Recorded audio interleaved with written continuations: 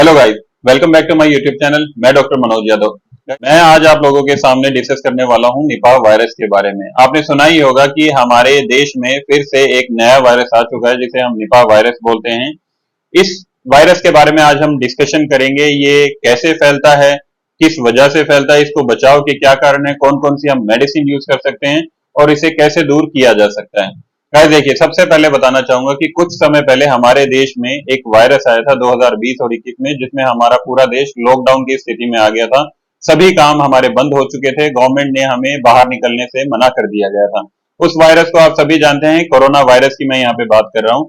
Corona virus से बहुत ही ज्यादा बीमारी हुई थी, बहुत ही ज्यादा लोग अफेक्ट हुए थे, काफी ज्यादा डेथ हुई थी उस टाइम में। तो ऐसा ही सिस्टम अभी केरला के अंदर आ चुका है, जो कि पूरे देश में अभी नहीं फैला है। केरला के अंदर निपाह वायरस फैल चुका है। निपाह वायरस मैं आपको बताना चाहूंगा गाइस, होता क्या है।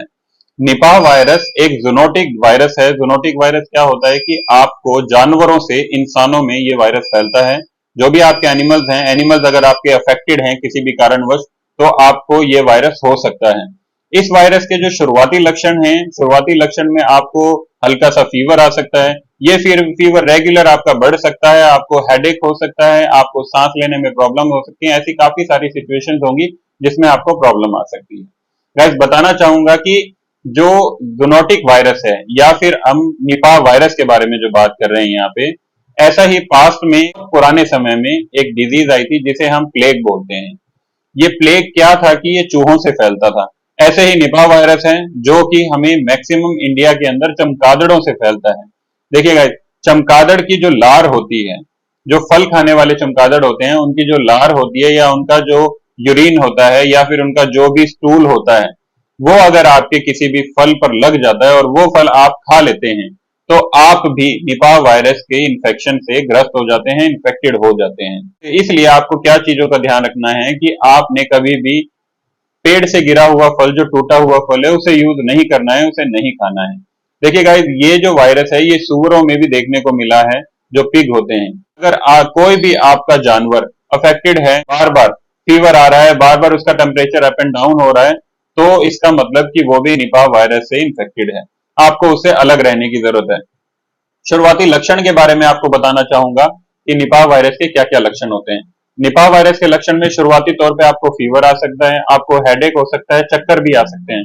सबसे बड़ी समस्या जो आती है इसके अंदर वो होती है आपको सांस लेने में दिक्कत होना। आपको सांस लेने में प्रॉब्लम होगी। आप जब चलेंगे तो आपको थकान ज्यादा महसूस होगी।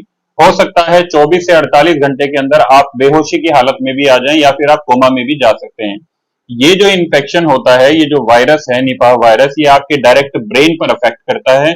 आपके ब्रेन में स्वेलिंग भी कर सकता है, साथ ही स्वेलिंग के साथ में आपके सर में जलन हो सकती है, जिस वजह से काफी ज्यादा हेडेक हो सकती है, आपकी आंखों की रोशनी भी जा सकती है।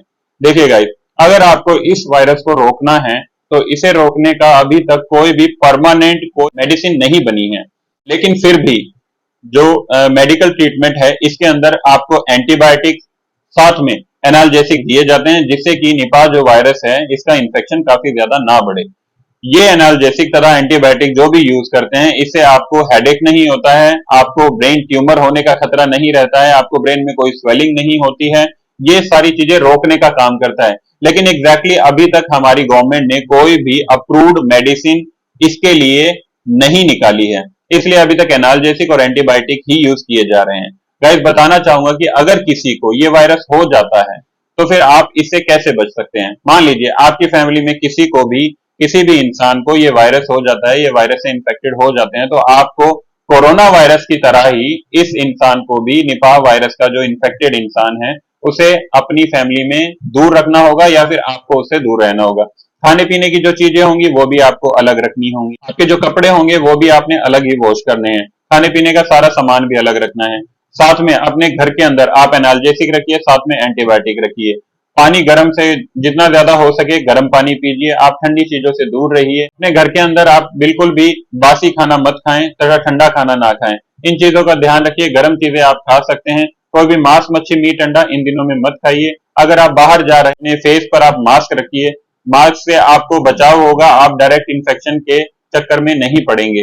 अगर आपको मेरी ये वीडियो समझ में आई हो, आपको अच्छी लगी हो, महत्वपूर्ण लगी हो, तो आप मेरी इस वीडियो को शेयर कर सकते हैं। बाकी स्क्रीन पर मेरा नंबर दिया हुआ है, आप मुझे कॉल कर सकते हैं, मैसेज कर सकते हैं। Thank you.